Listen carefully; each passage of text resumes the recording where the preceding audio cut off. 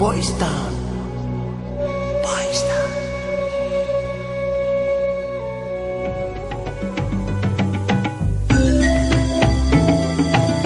Sebutan New Guinea kepada pulau raksasa ini berasal dari kata Nova Guinea, yang dalam bahasa Spanyol berarti Guinea Baru.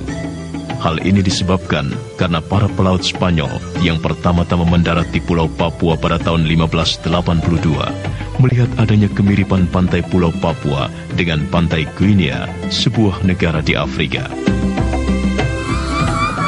Negeri Papua sangat terkenal akan kekayaan alamnya, dari emas cair, minyak tanah, nikel, hingga kulit pohon masoi, dan lain-lain. Kekayaan alam ini mengundang penancapan peradaban kapitalisme besar-besaran oleh para pelaut Eropa, khususnya Belanda. Penancapan peradaban kapitalisme ini merupakan sumber konflik di tanah Papua di kemudian hari.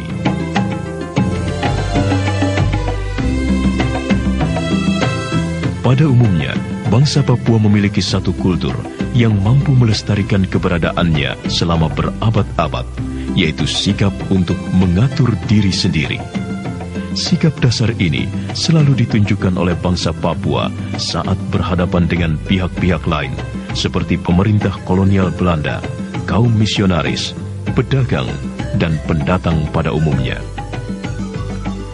Dalam budaya masyarakat Papua, dikenal berbagai cara dalam menyatakan ketidaksetujuan seseorang terhadap suatu hal, mulai dari memprotes secara terbuka, melarikan diri, bersikap acuh tak acuh, menyendiri, dan paling ekstrim, melakukan perlawanan fisik.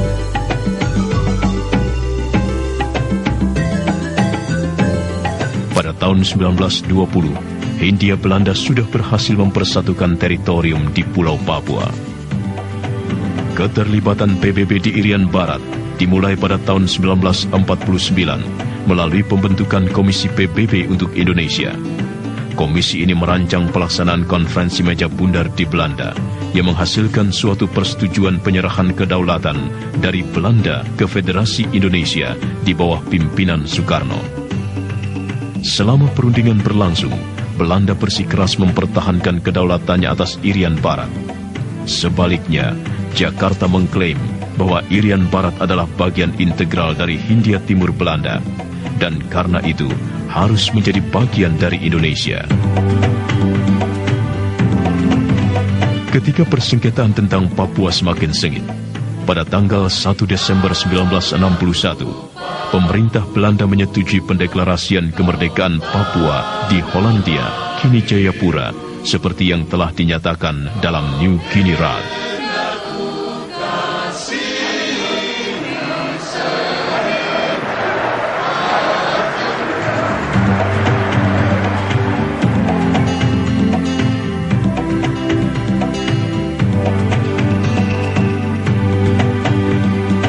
Pada tanggal 2 Januari 1962, terbentuklah Komando Mandala yang dipimpin Mayor Jenderal Soeharto untuk membebaskan Papua Barat.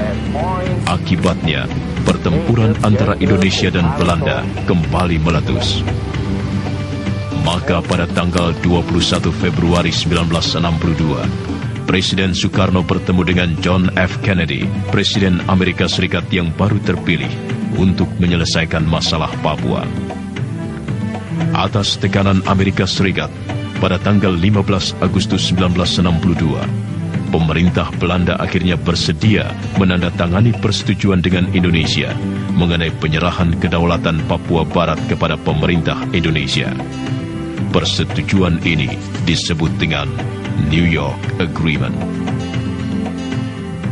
Namun, isi New York Agreement yang antara lain termasuk penentuan nasib sendiri bangsa Papua untuk memilih apakah mereka ingin tetap bergabung dengan Indonesia atau tidak pernah dipersoalkan.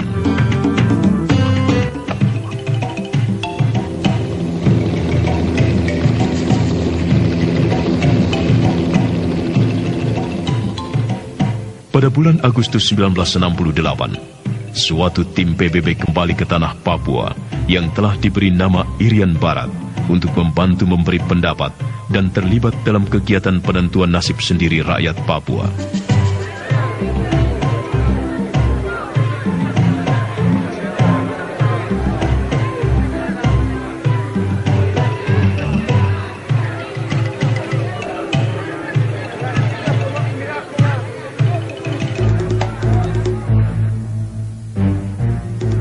Pemerintah Indonesia yang merasa tetap memiliki hak absolut untuk menjaga keamanan internal, lalu menempatkan pasukan-pasukan militernya dalam jumlah besar di seluruh tanah Papua pada tanggal 1 Mei tahun 1963. Kehadiran aparat keamanan di tanah Papua pada kenyataannya malah mengancam dan meresahkan bangsa Papua ketika hak-hak asasi dan politiknya justru terus-menerus dilanggar.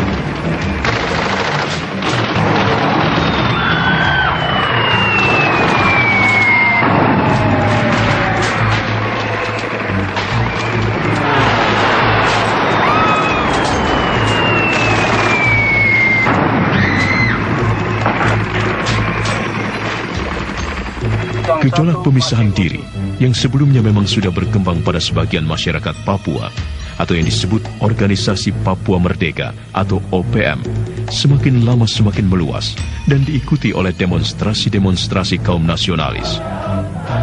Pergerakan Organisasi Papua Merdeka dimulai pada tanggal 26 Juli 1965 di Manokwari yang dipimpin oleh Sersan Mayor Permenas Ferry Awom.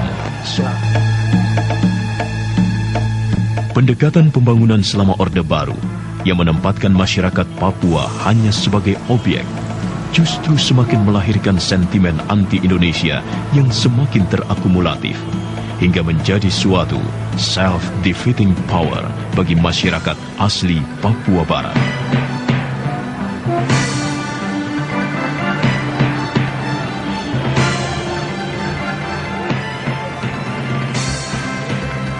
Akibatnya, rasa kehilangan harkat dan martabat masyarakat Papua sebagai manusia di tanahnya sendiri terasa semakin mengental, sehingga gejolak untuk memisahkan diri dari Negara Kesatuan Republik Indonesia terus meningkat tajam.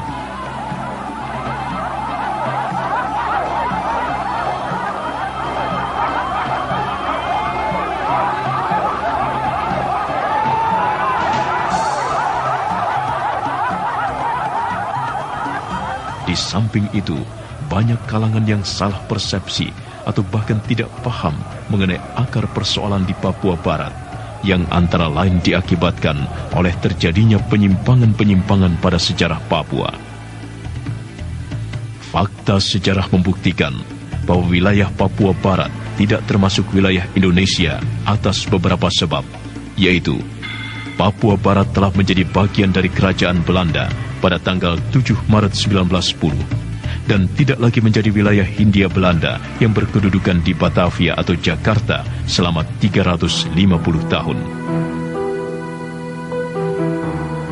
Pada tanggal 23 Agustus 1956, dalam perubahan Undang-Undang Dasar Belanda, tanah Papua atau New Guinea telah menjadi bagian dari Kerajaan Nederland.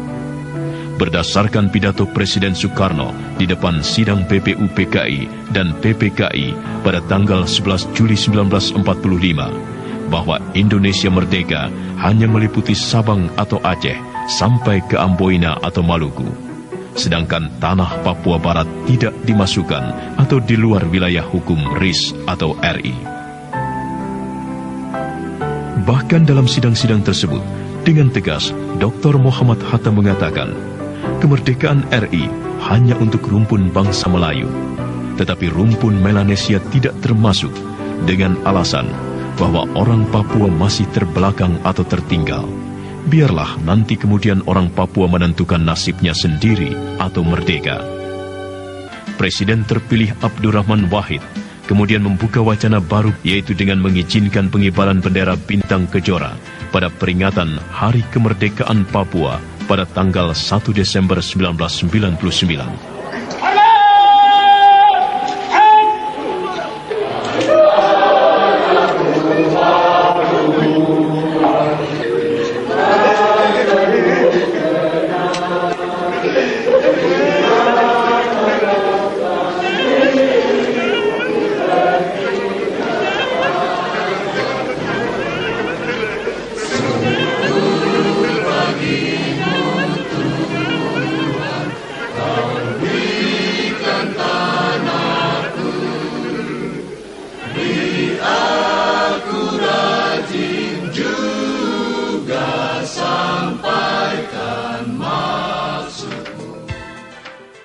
Maka berdasarkan fakta-fakta sejarah tersebut, dapat kita pahami bersama bahwa pendudukan Irian Barat oleh pemerintah Republik Indonesia menjadi bagian dari wilayah negara adalah hanya untuk kepentingan kekuasaan, politik, dan ekonomi. Orang Papua bahkan tidak pernah terlibat dan dilibatkan pada masa-masa awal perjuangan dan persengketaan bangsa serta perumusan perjanjian politik. Seperti misalnya, tidak terdapat suatu kekuatan hukum RI apapun yang mengikat bangsa dan bumi Papua sejak awal perjuangan hingga tahun 1999. Konferensi Meja Bundar pada bulan Desember 1949 di Den Haag dan New York Agreement pada 15 Agustus 1962 di Amerika antara pemerintah Republik Indonesia dengan Kerajaan Belanda, serta Roma Agreement antara pemerintah Kerajaan Belanda, Republik Indonesia, dan Amerika Serikat. Penolakan bangsa Papua terhadap pemerintah RI telah dimulai pada tahun 1951 dalam sikap pernyataan yang terdiri dari 16 pasal yang ditandatangani oleh para tokoh dan pemimpin Papua jauh sebelum terjadi pepera. Rakyat Papua bahkan secara konstitusional telah mendirikan negara merdeka pada tanggal 1 Desember 1961 di Hollandia, kini Jayapura, yang dilengkapi dengan kelengkapan alat kenegaraan Papua Barat. Dalam Kongres ketiga Bangsa Papua di negeri Papua Barat, secara resmi kami mendeklarasikan bahwa bangsa Papua di negeri Papua Barat telah menyatakan kemerdekaan secara bertahap sejak 19 Oktober 1941 dan mendapat legitimasi dari pemerintah Nederland di dunia atas nama Sri Baginda Ratu Kerajaan Belanda pada tanggal 1 Desember 1961.